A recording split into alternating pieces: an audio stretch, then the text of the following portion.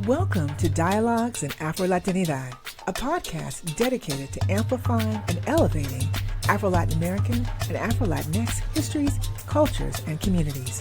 I'm your host, Dr. Michelle Reed-Vasquez. Join us for conversations with experts and artists to learn more about Afro-Latinidad. Venga. This three-part episode features brief conversations with Jennifer Bennett Brown, a K-12 Spanish language educator, Israel Herndon, a college senior majoring in Africana Studies and History, and Dennis Espejo, a sophomore concentrating in psychology, Spanish, and Latin American studies. Israel and Dennis also serve as project coordinators for this podcast. Together, they bring perspectives on the importance of connecting students to topics and issues concerning the African diaspora in Latin America and Afro-Latinx communities in the U.S. So I am delighted to welcome today's guest, Jennifer Bennett Brown. Jennifer Bennett Brown is a grade 8 dean and Spanish teacher at Sewickley Academy in the Pittsburgh area. And after studying in Brazil during high school, she earned her undergraduate degree in Spanish from Boston College and the University of Salamanca, Spain, and her master's in education from Georgia State University. She has taught in both public and private schools since 1990. And in Spanish, in addition to Spanish, she provides instruction in English, French, Italian, Latin, and Portuguese, and conducts workshops on diversity, equity, and inclusion and language learning. Over the past 30 plus years, she's directed study abroad programs in Costa Rica, England, France, Mexico, and Spain for middle and high school students. She uses authentic cultural experiences and a rich and robust curriculum that includes units on the historical parallels and contrasting experiences of Afro-Latin Americans, Afro-Latinos in the U.S., and Afro-Spanish populations. Her goal in the classroom is to create a positive, equitable, and supportive learning environment that fosters the natural progression of language learning. And I'll add that Jennifer was one of the first people I met when I moved to Pittsburgh's Brookline neighborhood several years ago. And we forged a friendship over our mutual interest in Spanish and travel and yoga and family. And I've always been fascinated with her experiences in Latin America and Spain and her facility with languages. So please share with us, Jennifer, how you became interested in Afro-Latin American culture. Well, thank you for that, Michelle. I think the hook was going as an AFS student many moons ago as a junior in high school and living in Salvador Bahia, Brazil. Now, what's an AFS student? What does that mean? American Field Services Exchange Program, where you don't get to choose. The program chooses the country that you go to, and you spend 3 months, 6 months, a year. And it was funny because I had originally wanted to use my French and wanted to go to Switzerland. And the committee did not obviously choose Switzerland. They chose Brazil. Uh-huh. And I was a French speaker and a Spanish speaker at the time. I didn't know any Portuguese. I remember getting tapes from the library. That's Wow. dating myself, but tapes from the library to practice Portuguese before going. And I really didn't know much about Brazil. And I got off the plane and I got, my host family picked me up, and they were not a family of color, so to speak. Mm-hmm. And I walked out of the airport and I saw all these beautiful Black people. Like, I was like, wow. Like, it was Yes. just something I wasn't expecting. It was Yes. absolutely amazing. There was like a joy in me, Yes. and I couldn't believe it. And, I was what? Like, how old are you? And like, I don't know, 16? Mm-hmm. So, that was really the hook. But it was the subsequent occurrences after that that really fascinated me, because the people looked like me, but their reality, their acceptance of their color, and we're talking 1983, 84, was vastly different than my experiences. And that was sort of the start of it all. Wow, that's amazing to be thrown in there at 16 to a place that you hadn't anticipated going to with a language that you did not know. But yes, sometimes that's just the way it happens. So kind of fast forwarding then to teaching, especially for middle school, where the curriculum on the African diaspora, I imagine, is quite limited. And then I know that you like to bring different perspectives to the classroom. So how is it that you engage your students? How do you fuel their interest in places they may not have ever been to or thought about going to? Well, when I first started teaching, and I've taught anywhere from elementary school to college, Mm-hmm. everybody, everybody thought people who spoke Spanish, and I started in 1990, looked like Maria from West Side Story. I mean, Mm-hmm. like Yes. I would introduce a lesson and say things like, well, you know, Roberto Clemente is Latino, you know, and he's Black. And Mm-hmm. people would be like, no, he's not. And I'm like, yes, he is. And you'd actually have students like, they didn't believe me. They thought literally they didn't believe me. So I was like, okay, we got to switch this up. Uh-huh. Yes. And then, so that sort of started it. And I was in Georgia at the time. Mm-hmm. So, and then when I started teaching at a school that was predominantly African American in DeKalb County, Georgia, I was like, there's a connection between my interest in Afro-Latinidad and these students who are all African American. And so let's talk about like what you share in common. Let's look at people Mm-hmm. who look just like you, but they live in Colombia, or they live in Peru or Costa Rica, or lo que sea, you know, where they live somewhere else. And they're not thinking about basketball, guys. They're thinking about soccer. And they're not eating, you know, cornbread. Okay, they're eating rice and beans. And let's talk about that. And they were fascinated by that. Mm-hmm. They wanted to know more and more. And so I started planning trips for them to have those experiences. And then over the years, I've been able to always introduce music as authentic cultural experiences that we can have, whether we're in the country or whether we're stateside. And then kids would say, oh, and then the other thing is like when I lived in Spain, Mm-hmm. there were no people of color when I first went to Spain. Mm-hmm. And now it's vastly changed. And so it's been wonderful studying the Moors and the Carthaginians Mm-hmm. and how the Blackness came to Spain. And so Yes. it's just been a passion of mine. And that passion has to go into my classroom, because otherwise, why am I doing what I'm doing? So I can't teach Spanish without teaching the culture and feeding my passion, which is how I'm able to do this. And it's 31 years now that I've been doing it. Otherwise, I would still be doing it. I love creating my lesson plans and figuring out ways to authentically bring in the diaspora to my classroom. One depends on the other. They're not separate, they don't stand alone. And it's not like, well, we happen to be talking in February and it's like, oh, it's Black History Month. Let's talk about Afro-Latinidad. No, this is an everyday thing. Yes. Yes. This is an Absolutely. everyday, all day. This is what I do. And this is why I still love, after 31 years, doing what I do. Well, on that, I want to also ask you in terms of, especially your travels, taking the students abroad to Spain. These are typically middle schoolers, maybe high schoolers. And so how does you think that contribute to the students' understanding of language and culture? Are they in shock? Do they say things like, wow, this is what you told us about. Now I see the connection. How does that usually evolve once you get them there? Well, it starts with my goal in the classroom. Mm-hmm.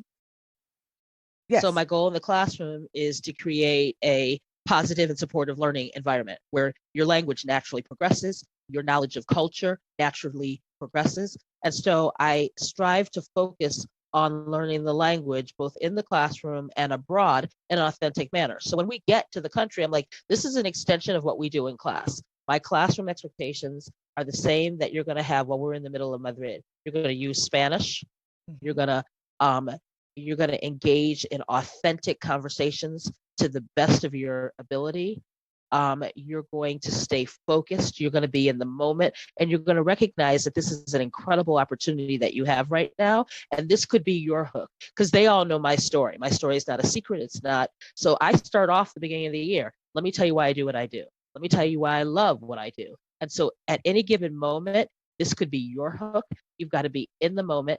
You've got to be engaged, and you've got to be ready to enjoy this opportunity and take advantage of all that it has to offer you. So we don't have time for any other stuff. This is not, let's go to Spain and be like regular American kids and just speak English. No, you're going to pretend, okay, that that's all you know is Spanish. Mm-hmm.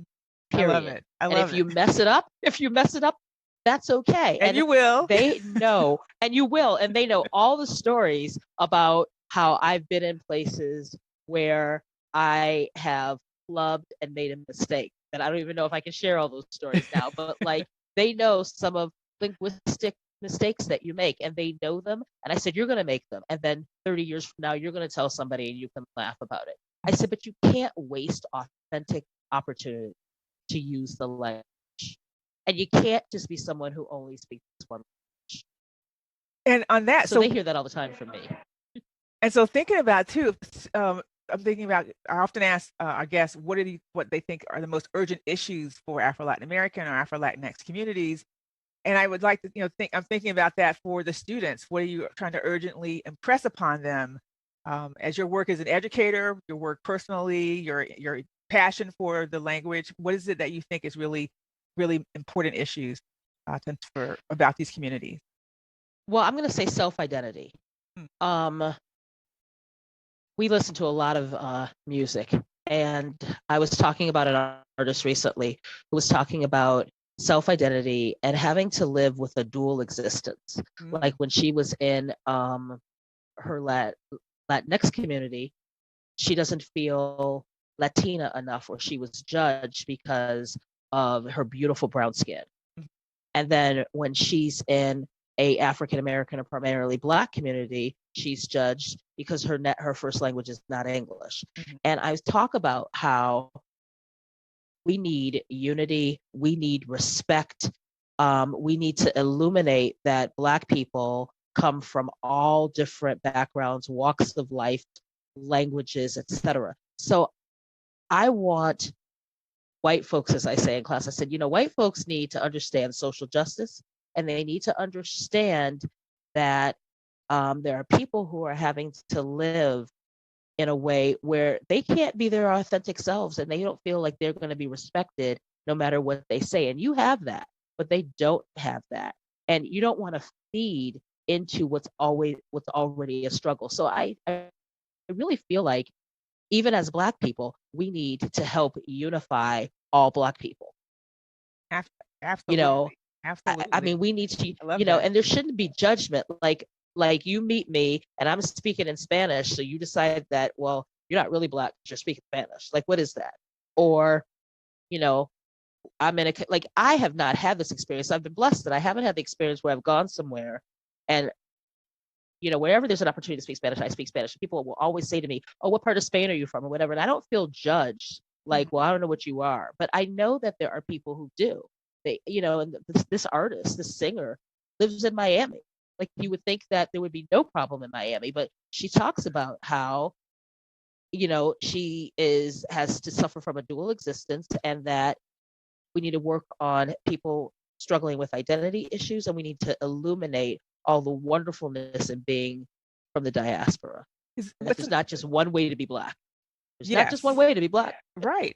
No, absolutely. I mean, I teach similar things myself. And do you remember which artists you were discussing this with the students? La Negra. La Negra?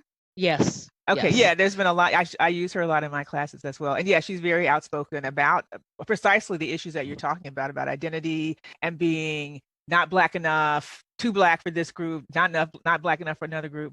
So yes, these are really critically important issues about identity.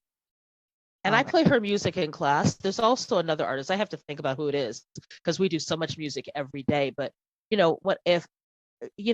remember in 1991 and playing somebody, and I can't remember who it was, and the kids were like,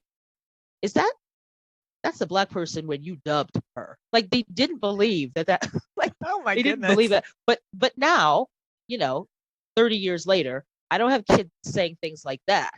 Okay. But, let's draw a parallel between Roberto Clemente and Jackie Robinson. Mm-hmm. Let's try to, see the evolution of people. And that has to go back to actually telling them about the slave trade. Yes, it's all connected. All You know, very. I go back to it's all connected, and I want them to see and be able to connect the dots. And I guess my other big thing is my freshman year of school, I went to Howard, and there's things that I learned at Howard. I learned things about our history at Howard that I didn't learn at the very excellent school I went to growing up. It's like the history course was completely different. I don't want my students to have that. I want them to learn authentic history and not have to wait until they go to HBCU, because not everybody's going to go to a HBCU. I want them to learn authentic history from different voices and lenses. And I think I have to be a part of that as well. And so on that, what advice then would you give to people, to students or adults interested in learning more about this topic or about these communities? What can they do right now? Are there any resources, books or films that you would recommend that they get at? Well, I have a lot of resources on my website. Okay. I have a lot of resources on my website that I will have to reach out and give to you, that is the Okay. last checklist. All right. Okay. A lot. But I think that they should want to self-learn. I think they should research, listen to music, explore, Google search, search on YouTube. There are wonderful videos to be found. Henry Louis Gates has amazing videos. Like, educate yourself. Yes, the Black Get and out Latin into American communities. series. Yes, get out into communities. Go to a neighborhood that you never thought about going to. Try a food. Go to a restaurant. Well, you can't right now, but go to a restaurant. Right. But like, explore different areas, regions, and cultures, even on your own. Don't wait for someone else to tell you to do it. Take an interest in those that maybe have a contrasting life or culture than you do. Absolutely. I think this is fantastic advice for people who are interested. Like you said, self-education, curiosity, engaging with things or peoples or communities, histories that you have not before, and embrace that. So I want to thank you so much for joining us today. This has been a pleasure. And we will see you all next time on Dialogues in Afro-Latinidad. Thank you. If you've listened to our trailer, you're familiar with Israel's voice. The Dialogues in Afro-Latinidad podcast brings attention to these stories and celebrates all parts of this African diaspora. Today, we'll discuss her interest in the project and why Afro-Latinidad Studies has had such an impact on her. Israel, welcome to the show. Thank you for having me.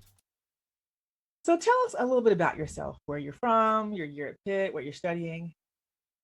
I'm from Reading, Pennsylvania, and this is my third year at Pitt, but I will be graduating next semester. And I'm double majoring in history and Africana Studies.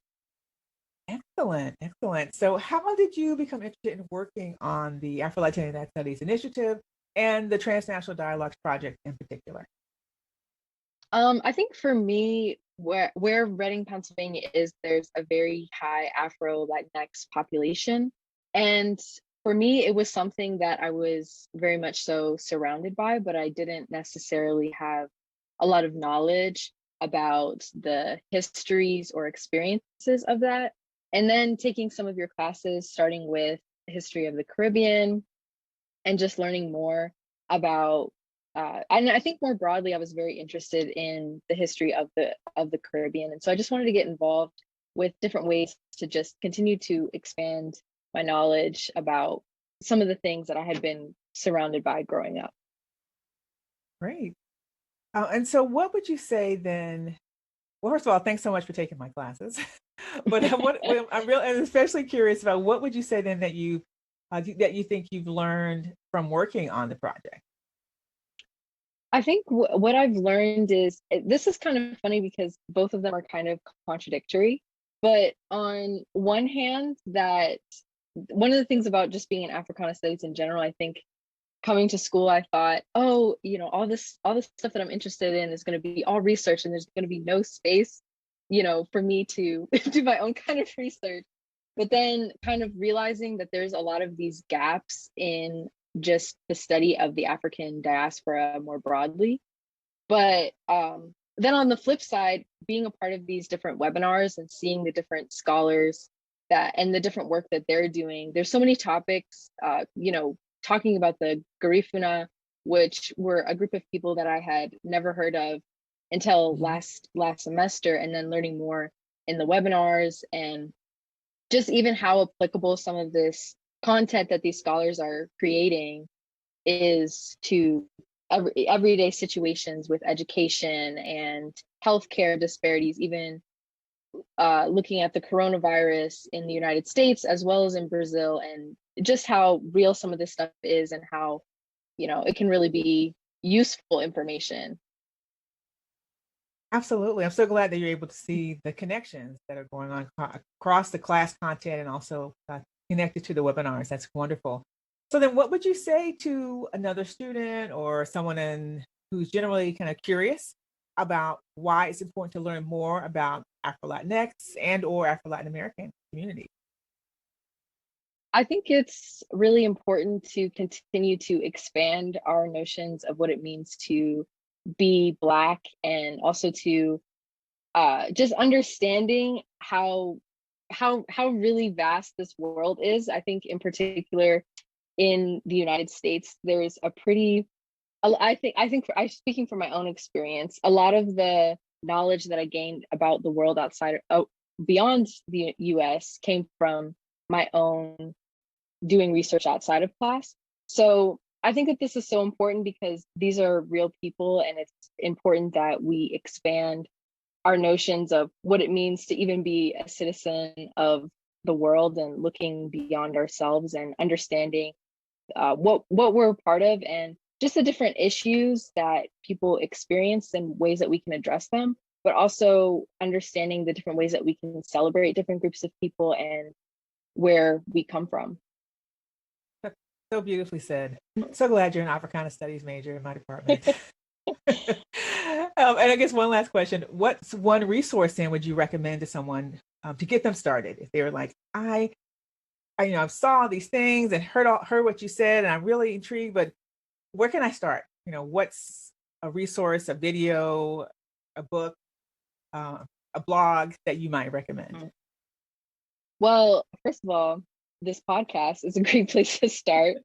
I know that there's so many videos that we've been able to watch in class, and one of the things that starting to kind of work on the Instagram page for this project is one of the things that I found was that there was this hashtag.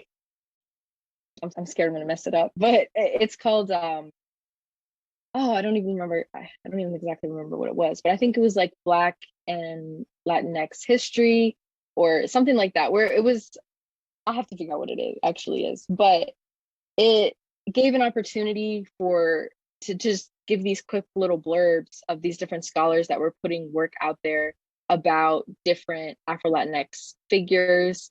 And I think that was really helpful for me, because a lot of times, who are some people that we can look to and who are scholars in the field? It was a really quick way to get connected and acclimated in that sense, and just to see the different work that people are doing. Well, great. We'll make sure we get that and link that to the let me get the page. correct hashtag. No, it sounds like a great resource. Just again, like you said, just looking for that, find some quick information that will then you can just expand on your level of interest. So thank you so much for joining us for this quick interview. We're looking forward to hearing from the interns working on the project, and we have one more joining us today. And again, thank you so much for all the work that you've been doing, both on the project, but certainly in the classes. And certainly you have been kind of this great ambassador, I'd say, for both history and Africana Studies at Pitt. And so thank you so much for joining us today. Yes, thank you, Dr. V. Vasquez. The third and final segment of today's episode features Dennis Espejo, who has spent 2 semesters as an intern for the Afro-Latinidad Studies Initiative, focused on the Transnational Dialogues and Afro-Latinidad Project. If you follow this podcast on Instagram at Pitt Afro-Latin, then you've been enjoying Dennis's expertise in directing our social media efforts. In this conversation, Dennis shares his focus on Afro-Latinidad studies and issues of identity. Dennis, welcome to the show. Thank you for having me. It's an honor to be one of the guests. I've been working on the podcast for a long time, so I didn't think I'd actually be the one of the speakers. So it was actually great. Thank you for having me. Great. So tell us a little bit about yourself. I know you're from Philly, right? Yes. Yes, I am. Okay, so yeah, I was born in New York actually. I was born in Dykeman in New York, and then moved from Dykeman to Philadelphia when I was 3. My mother started her own business, her own bodega, as we call it. We call it bodegas. They're corner stores that like are all over Philadelphia, and since then, that's been our business. She recently retired around a year ago, I believe. But yeah, that's been pretty much my business growing up. I've gotten work experience of working since there. And yeah, so even from a young age, I've had to always kind of work because I most kids like grew up playing like on their bicycles and stuff. Like I would, I remember it was what gets my will. Sometimes I had to work in this corner store when I was like 10. So yeah, that's Yes. pretty much how my upbringing was. Yeah. Yeah. So let's fast forward a little bit to Pitt. So what year are you at Pitt? What are you Yeah. studying? Yeah, so now so I went to Central High School, and then from Central came over here to Pitt. I am a psychology and Spanish major. No, wait, I'm Spanish minor actually, a psychology and Spanish minor with a certificate in Latin American Studies. And within the certificate, I try to focus on Afro-Latinx and Afro-Latinidad within my certificate in Latin American class studies. So right now I'm in one of your classes, actually, Afro-Latinos in the US. And also within my other classes, I always make sure to write about Black people in Latin America within like my essays and papers and all those assignments as well. Well, great. Well, my next question really ties deeply into that, kind of how you became, given your areas of interest or study, how did you become Yeah. interested in Afro-Latinidad and particularly working on the Transnational Dialogue Project? Okay, so so I've been interested in studying more about Afro-Latinidad because I was really in a place where I was questioning my identity. I didn't really know what like I really didn't know what my identity even was because Latino is a made up concept here in the US. So like when it comes outside of that, I didn't really know. I really didn't have an understanding. The way the US makes it seem like Latinos this whole category where there is like no race. Everybody's just kind of like these anyone that is no way near like the case. So I really started questioning my identity, and then I started reading more about Afro-Latinidad and found some stuff like resonating with me, and also had conversations with my other friends who also identified as Afro Latinx. One of my actually it was my quote unquote grande from my organization, the Latin Student Association, which I am now the president of. She really had a lot of conversations surrounding that. So I really got interested in studying more. And when actually someone else, the current / about to be former president of the Latin Student Organization, Ashley Brown, she actually told me about this internship that you were hiring for, and I was like, that is actually something that goes perfectly with what I am trying to study and something that I'm really like interested in being a part of. So I really want to try like apply for this internship. Thankfully I got the position, and it's been such a great learning experience so far. Well, I'm so glad that you did. And so tell us a little bit about, or tell listeners a little bit about what your role has been on the project. Yeah, so I've worked as a project coordinator for the webinars. Mainly within the first 2 webinars, I did outreach and also connected people to the webinars. We had colleges from all over America. We had different Africana Studies and American Study centers from all across the U.S. come out and join these webinars through the emails that I was sending out to them in bulk. Some responses became not so friendly after a while, but that's part of the process. No, that was my main role at the beginning. And then after that, I believe the first webinar, actually, I created an Instagram for the Afro-Latinx Studies Initiative called _Afro-Latin. And we've been posting a lot about different Afro-Latin Americans and also different topics in Afro-Latinidad.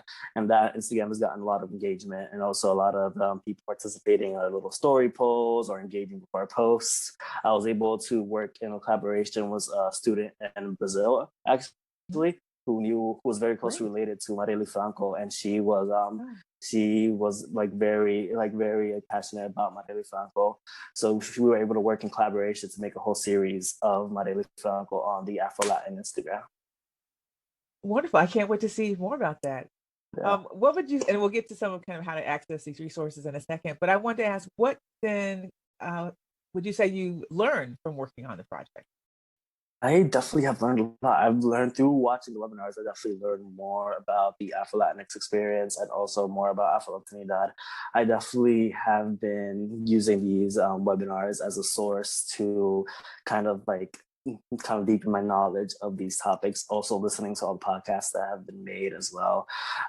Really just talking more about the intersectionalities of being Black, Latin American, and also different how Afro-Latinx voices don't really get portrayed and kind of erased in the process, and in mainstream media, in which there's not really that much talk of Afro-Latinidad, which is why these webinars are so amazing, because we actually are sitting down, getting professionals to have discussions on these topics that are never really spoken about.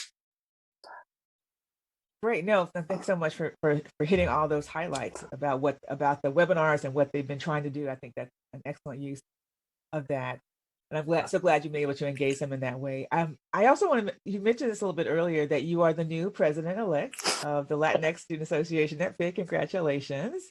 Thank you. Thank you. And I wonder, what would you say to new members or other students about why it's important to learn about Afro-Latinx and Afro-Latin American communities? This one is very actually easy, because even within the club, there's kind of I've known the previous year there have been conversations about this, and we definitely need to learn about this, because I feel like Latinidad in America is very whitewashed. It's very seen through a white lens, and so this is why it is so important to have these conversations that, hey, there are all types of different races in Latin America. There are Black people in Latin America. There are Black people here, so there are also Black Latinos here as well. And we have to be conscious that different people are going to experience these things. I think too many times people think that Latinidad is kind of this umbrella, and everybody is have this automatically we have the same experiences, when it's really nowhere. There is nowhere. It's nothing like that at all. Different people are going to have different experiences, and I feel like that's definitely a conversation to have, so members of my organization can know, hey, okay, yes, we are all Latinx, but you have to be conscious that different people are going to experience different things. And I feel like there's been a lack of understanding of that within the org sometimes, which has caused some problems in the past that I won't get into right now. But I think this is something that definitely needs to be aware. And I think with our current president, Ashley Brown, she's done an amazing job of really implementing these conversations within the course of the year. We've had many different conversations about Afro-Latinidad throughout the course of this past year, and I want to be able to continue that and further expand on these conversations next year, especially since, well, knock on wood, we'll be in person. No, I mean, I think what you said is really, really significant, in that having the conversations within an organization like the Latinx Student Association, where there are different perspectives, experiences, and to have those conversations, and to know and to remind each other that they're not all the same. Yeah. They're not all the same, that there are lots of different perspectives, that you have to take the African Diaspora piece, the Indigenous piece, lots of different arenas to go into that conversation. So I'm really happy to hear about that. And so then kind of and you mentioned several resources, but I'm just thinking about if there's one in particular or several in particular that you recommend to someone who wants to learn more about Afro-Latinidad, where would you direct them? This is a chance. We'll provide links on the podcast site for people to get at these. But what would you recommend? So the way I learned it is through the internet, through media. I watched a lot of videos on Afro-Latinidad and like what it means, and specifically from voices of people who are Afro-Latino and Afro-Latinx. I watched videos from websites like Pero Like, Me Too, like those YouTube channels where they spoke on more about Afro-Latinidad, and they had a whole bunch of series and like different things as well. Recently, I was watching one that they were talking about the history of Roberto Clemente. I'm going to incorporate that in one of my use that as a resource for one of my Instagram posts on the Afro-Latin Instagram. But yeah, they have a whole bunch of different conversations that are really interesting. Also, there's this one account on Instagram that really has engages these conversations as well. The Afro-Latin Diaspora is the name of the Instagram account, and they're a really amazing account. And I've been following them for a while, and from the posts, I've been learning a whole bunch about Afro-Latinidad, and they do an amazing job of changing people's perspectives, as well as challenging their current challenging their current thoughts as well. So I've been following pages like that, and also once again having conversations with people who are Afro-Latinx and learning directly from them and then applying it to myself as well. Wonderful. Thank you so much for joining us today, Dennis, and sharing a little bit about your experiences, your passions, and all these wonderful resources for looking at and examining and learning more about Afro-Latinidad. Thank you so much. Of course. Thank you so much for having me. Thanks for listening. If you enjoyed this episode of Dialogues on Afro-Latinidad, please subscribe to our podcast and tell a friend. For links to the resources mentioned in the interview, visit our website at michellereedvasquez.com/podcast.